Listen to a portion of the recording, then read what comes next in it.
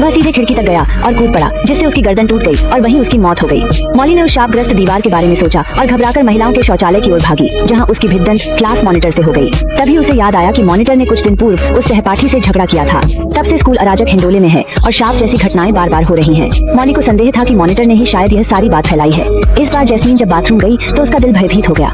दीवार पर बने अभिशाप को देखकर उसे लगा जैसे वह किसी परिचित सहपाठी जैसा लग रहा हो।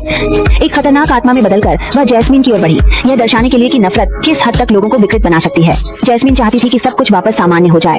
उसने दीवार से शब्दों को साफ करने के लिए कपड़ा उठाया, मगर चेतावनी देखी, जो इसे मिटाएगा वह मर जाएगा। जैस्मीन डर से कांप गई और दीवार पर लिखे भयंकर शाप को देखकर उसने कोई जोखिम लेने का साहस नहीं किया। स्थिति स्कूल में और खराब हो रही थी, यहाँ तक कि जैस्मीन के प्रिय सीनियर उसे भी शाप दिया गया और विकलांग हो गया। जैस्मीन ने कभी नहीं सोचा था कि उसने लापरवाही से लिखा अभिशाप स्कूल के लिए इतने बुरे परिणाम लाएगा। इस समय वह वास्तव में इसका पछतावा करती है और इसके लिए बनाना चाहती है। इस समय जैस्मीन ने साहस इकट्ठा किया। अगर वह सभी की जान बचा सकती है, भले ही वह मर जाए, तो वह इसके लायक होगी। छात्रों ने कुछ अजीब देखा और चमेली को खुद को बाथरूम में बंद करने से रोकने के लिए दौड़ते हुए दीवार पर शब्दों को मिटाने की कोशिश करते हुए, लेकिन एक तेल कलम द्वारा लिखी गई लिखावट जिसे हाथ से साफ करना बेहद मुश्किल था। छात्रों ने दरवाजे को पीटते हुए उसे रोकने की कोशिश की।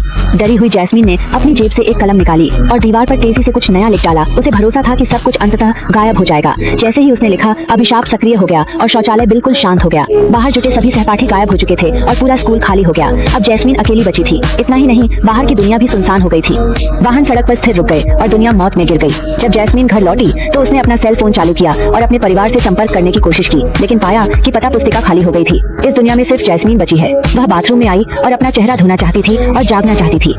ऊपर देखते हुए उसके सामने के दृश्य ने उसे स्तब्ध कर दिया और दर्पण में कोई प्रतिबिंब नहीं था। यह पता चला कि न केवल अन्य लोग बल्कि खुद चमेली को भी शाप दिया गया था और चमेली ने अपना सिर गले लगाया और रोया। लेकिन यह सब अपूरणीय है और कहानी यही खत्म हो गई है। वर्जित गर्ल्स की अन्य कहानियों की तुलना में फैंटेसी वॉल इतनी खूनी नहीं है, लेकिन इसमें मानव स्वभाव का विश्लेषण अधिक गहन है, जैसे कि यह हमें दयालु लोगों के दिलों में बताता है। क्या एक